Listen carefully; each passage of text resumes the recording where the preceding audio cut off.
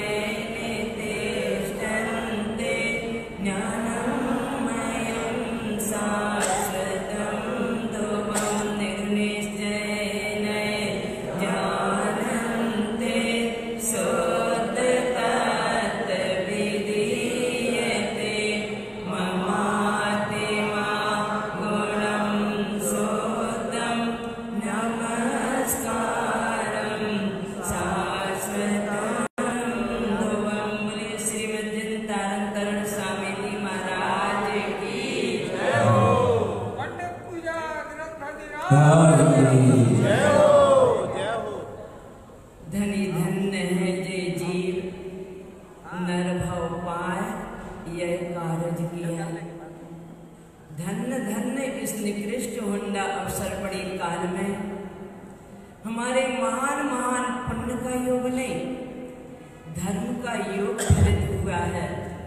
क्योंकि शुद्ध देशना जिसके अंतर से धर्म का लक्ष्य होता है, धर्म प्राप्त करने का लक्ष्य होता है, आत्मा की थोड़ी बहुत तड़प होती है, उन्हीं जीवों के सामने, उन्हीं जीवों के सानिध्य में ये शुद्ध देशना खिलती है और सुनी जाती है। हम सभी भव्य आत्माएं महान महान धर्म योगी हैं जो आज हमारे लिए शुद्ध देशना सुनने को मिल रही है। अभी भैया जी बता रहे थे ना, अभी अपनी इतनी पात्रता नहीं है कि अपन साधना कर सके, क्योंकि अभी हम जो शुद्ध देशना भी सुन रहे हैं ये हम मात्र मन बुद्धि चित्त अहम के तहत सुन रहे हैं। अभी बात आई थी ना, अभी भावों को टर्न करना है, भावों की विशुद्धि करना, तो ये मन थोड़ा सा दबेगा। उसके बाद हमारे अंतर में जो है कि हाँ मुझे आत्म कल्याण करना है, तो ये छटपटाट और ये हमारे अंतर की भावना जागृत होगी। तो ये नाना प्रकार से जैसे बने वैसे अनुमोदना से, भजन से, फूलना से, भक्ति से हमारे अंतर का जागरण हो, उसके लिए अपना ये आयोजन चल रहा है। इस आयोजन में मूल प्रयोजन हमारा ये प्रयोजन भूत जो आत्म तत्व है, शुद्धात्म तत्व है, इसका आश्रय लिए बिना ये जीवात्मा का कल्याण नहीं हो सकता। इसमें प्रयोजन मुख्य है, और प्रयोजन मुख्य है, और इसी शुद्ध देशना को आत्मसात करने के लिए हे भव्य आत्मन एक बात जरूर ध्यान रखना, ये परमेश्वर के घर की बातें हैं, ये चैतन्य में भगवान आत्मा की बात है। इसमें अभी मन बुद्धि चित्त अहम को थोड़ा सा विराम देकर और चैतन्य होकर सुनना। चैतन्य की बात चैतन्य आत्मा यदि सुनेगा, अंश रूप में भी चैतन्य होकर सुनेगा, तो ये देशना उसके अंतर में जाएगी, अर्थात हमारे अंतर में जाएगी। इस दुखिया जीव ने आज तक एक ही काम तो नहीं किया है, सबको जाना, सबको माना, परंतु अंतर में छिपे हुए अपने गुप्त जो विराट सत्य का धारी परम तत्व परमात्मा है, उसको न जानने के कारण आज तक की हमारी दुखद यात्रा चल रही है। अब ये हमारी दुखद यात्रा समाप्त हो, उसके लिए बड़े प्रीति पूर्वक मनोयोग पूर्वक इस चर्चा को सुने, प्रीति पूर्वक। अभी कुछ भी नहीं लगेगा कि अपने अंतर में कुछ हो रहा है या नहीं हो रहा, परंतु ये धीरे धीरे करके हमारे अंतर में एक श्रद्धा थोड़ी थोड़ी करके संग्रहित हो रही है। और जब ये श्रद्धा अनुभव से सिद्ध होगी धीरे धीरे करके, वहां पर ज्ञान की जागृति होगी। और जिनके अंतर में भैया ऐसे ज्ञान की श्रद्धा से जागृति हुई है, वे संसार में ही रहते हैं। संसार में ही रहते हुए उनका अंतर का जो जागरण होता है, वे बिल्कुल रहते हुए, करते हुए, खाते उठते बैठते सब जगह वे बिल्कुल निर्लिप्त न्यारे रहते हुए हल्कापन महसूस करते हैं। उनको फिर मोक्ष की इच्छा भी खत्म होती है। यहीं पर वे मोक्ष स्वरूप सुख का अनुभव करते हुए अपनी आत्मा का तृप्तिदायक सुख प्राप्त करते हैं और वे उसी के हो जाते हैं। और एक दिन ऐसा उनका परम पुरुषार्थ जागृत होता है कि पर्याय में भी वो परमेश्वर बना प्रकट हो जाता है। अनुमोदना की बात चल रही है ना, थोड़ा सा एक दृष्टांत याद आया। एक मंत्री था, उसकी धार्मिक रुचि थी, वो राजा था, वो नास्तिक था, बिल्कुल नास्तिक, धर्म से उसे बिल्कुल अरुचि। ऐसे ही हमारे अंतर में भी हमने जैनत्व को प्राप्त किया। कई जीव ऐसे हैं जिनको रुचि नहीं, और जिनको रुचि है तो वो कुछ कुछ कहेंगे, धर्मात्मा हो गए या कुछ भी ऐसा कहते हैं। सावधान, जिस समय साधना का अवसर आएगा और जो हम अंतराय डाल रहे हैं ये हमारे ऊपर आएगा, और आत्मकल्याण करने की भावना होने के बाद भी हम अपने आत्म तत्व को प्राप्त नहीं कर पाएंगे। राजा बहुत नास्तिक था। राजा को वो मंत्री कि वो बहुत अकड़ता था, और वो ऐसा ढूंढ रहा था कोई वो कि इसके बारे में कुछ मिले और मैं इसका हमेशा के लिए ये राज्य से बाहर नहीं कर दूं, इसका काम ही तमाम हो जाए। एक बार मंत्री तात्विक था, तत्व की रुचि वाला था, बहुत रसिया था तत्व का।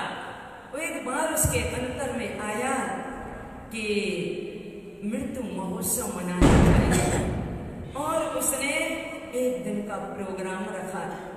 वहां पर सब संगीतज्ञ आए, पूरा उसने मतलब नगर को भोज दिया कि सारे जीव आराम से ऐसी तत्व चर्चा को आत्मसात करें, ऐसे अपने हृदय के तंतु जो हैं मिथ्यात्व अज्ञान रूप उनको दूर करके और दिव्य देशना को आत्मसात करें, और बड़ी भक्ति के साथ भी अपने परमात्मा स्वरूप से मिले।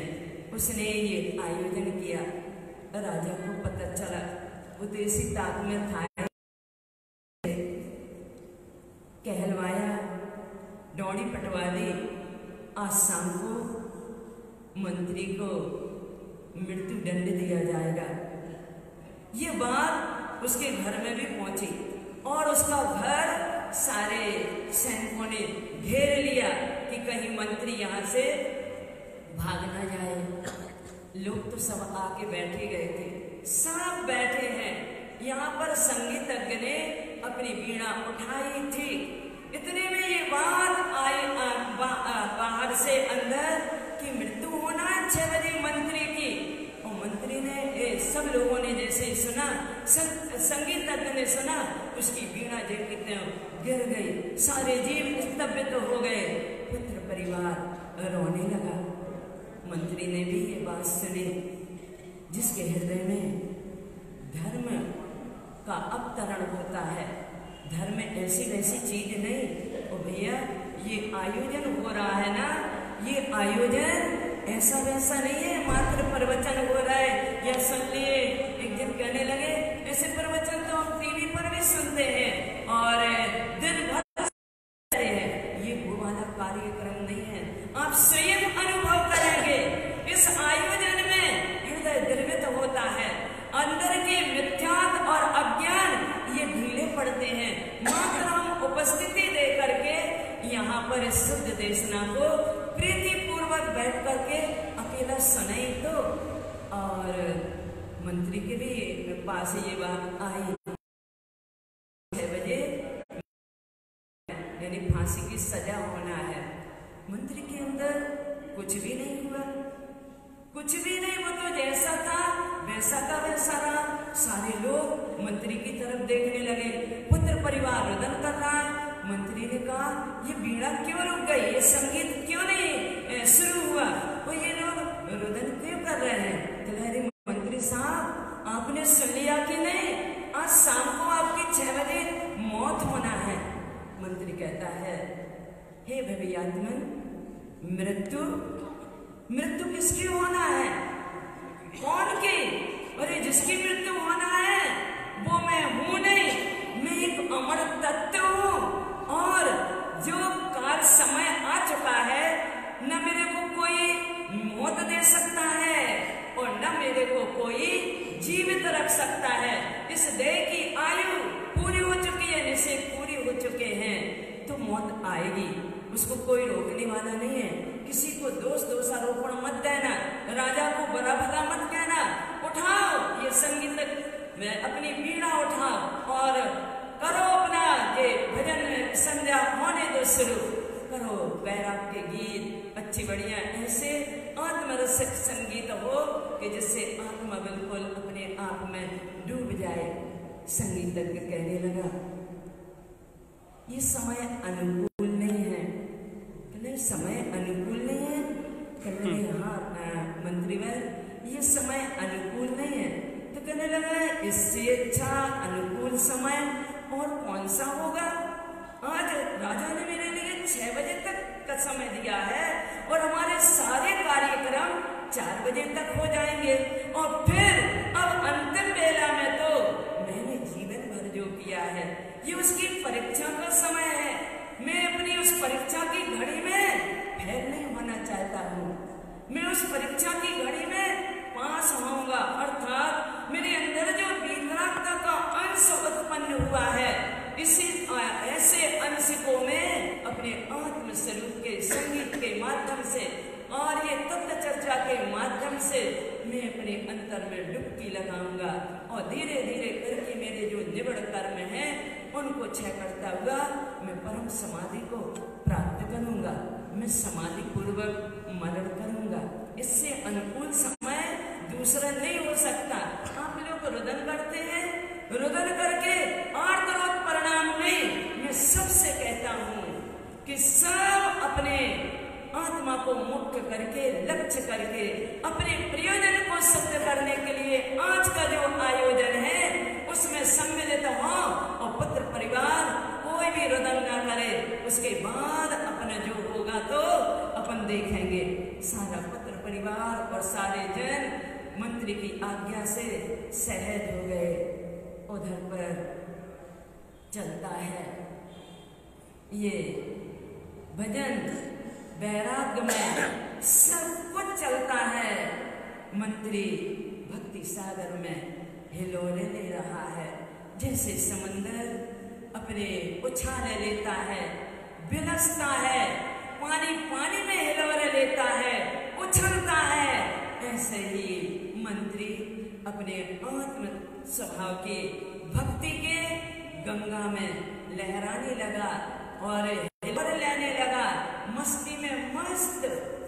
ज्ञानी जब अपनी आत्मा की मस्ती में तो वो अकेले उसका आनंद नहीं लूटते हैं। उनको जो भी देखता है सारे जीव प्रभावित होते हैं, सारे जीव भूल गए कौन की मौत होना है, कितने बजे होना है, और वे सब के सब मंत्रीवर को देख रहे हैं और देखते देखते उनके अंतर में भी अंतरात्मा का जागरण हो रहा है। सारे जीव जय जयकार कर रहे हैं। मंत्री अपने आंख बंद किए हैं और बिल्कुल निमग्न है अपने स्वभाव में, यानी वो स्वभाव में लीन ज्ञानमय हो रहा है। और मंत्री आनंदित होता हुआ और मस्त है। उसकी मस्ती को देखकर कितने जीवों के अंतर में भी आत्म कल्याण की भावना तीव्र हुई। अब सब लोग कहते हैं, हे मंत्रीवर, थोड़ा सा तत्व का उपदेश हो। मंत्री सबके लिए ऐसा प्रबोधन देता है, इतनी मस्ती के साथ देता है। उसके प्रबोधन को सुनकर, हे बाबू जी, वो कौन हो तुम, क्या प्रयोजन है, आज किस प्रयोजन से ये कार्यक्रम हो रहा है, याद करो तुम्हारे अंदर में एक परम दैदीप्यमान विराट सत्ताधारी, तीन लोक का त्रिलोकीनाथ, समस्त सामर्थ्य का धनी, अनंत चतुष्टयधारी भगवान आत्मा विराजमान है। अरे देखो देखो अंतर में ये सब कुछ चलते हुए पर भी, और जो अंतर में, जो ज्ञान की एक अंतर में जो आनंद की धारा बह रही है, वो तो अपने आप जहां के तहां जैसी की तैसी है। इसलिए सब अपने आत्म तत्व को प्राप्त करने का परम पुरुषार्थ जागृत करना सब सुन रहे हैं, और सबके अंदर में एक अंतर का आनंद आ रहा है। और राजा ने सुना, मंत्री के यहाँ तो वैसे महोत्सव चल रहा है और लगे थे, और मंत्री बड़ी मंत्र मुग्धता के साथ और इतना आनंद, इतना प्रसन्न, उसके मुंह पर किसी प्रकार की शल्य भी नहीं। राजा देखने के लिए आया। राजा ने देखा, दूर से देखता है, यहाँ का तो माहौल ही कुछ और है। सबको मालूम कि पूरा घर घिरा है और इसके शाम को 6 बजे मौत होना है। न मंत्री को रंज, न पत्र परिवार भी इतनी प्रसन्नता से बैठा है, और न सुनने वालों के अंतर में रंज। आखिर बात क्या है भैया? बात ऐसी ही है, वो अंतरात्मा, वो भगवान आत्मा हम सबके अंदर है। इस समय को चूकना नहीं, जैसे में लोग चूके नहीं, समय को चूकना नहीं। समय तो निकलेगा, समय तो जाएगा, परंतु समय के साथ साथ अपने रहते हुए अपने अंदर में विराजमान समय सार स्वरूप भगवान आत्मा को लक्ष्य में लेकर अपने प्रयोजन की सिद्धि जरूर करना। राजा ने देखा, राजा के भी अंतर में एकदम से परिवर्तन हुआ।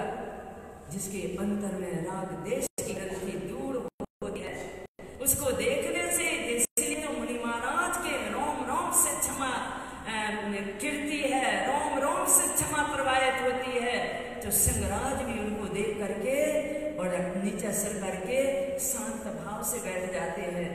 कहने का तात्पर्य, मंत्री वो राजा आया, राजा ने जो माहौल देखा, राजा के अंतर में भी हृदय परिवर्तित होने लगा।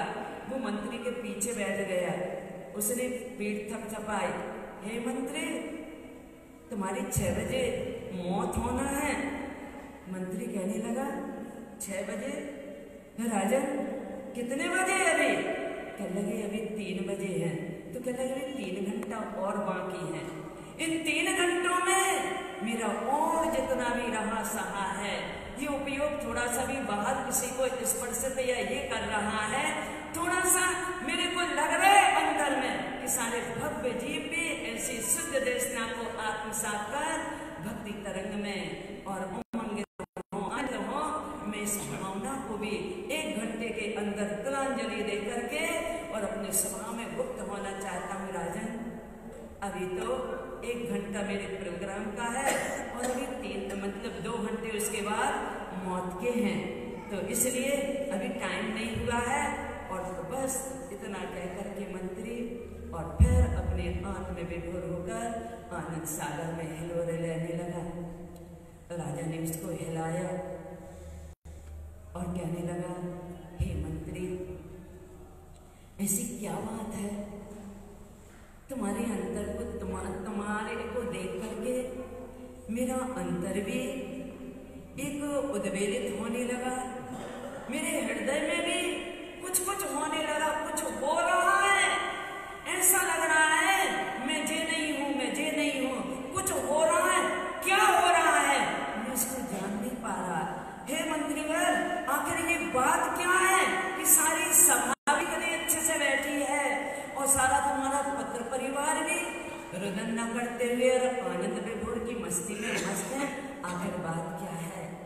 क्या मैं भी ऐसी मस्ती में मस्त हो सकता हूँ? एक राजा कह रहा है, एक नास्तिक कह रहा है, एक धर्म के परिवेश में आकर कह रहा है।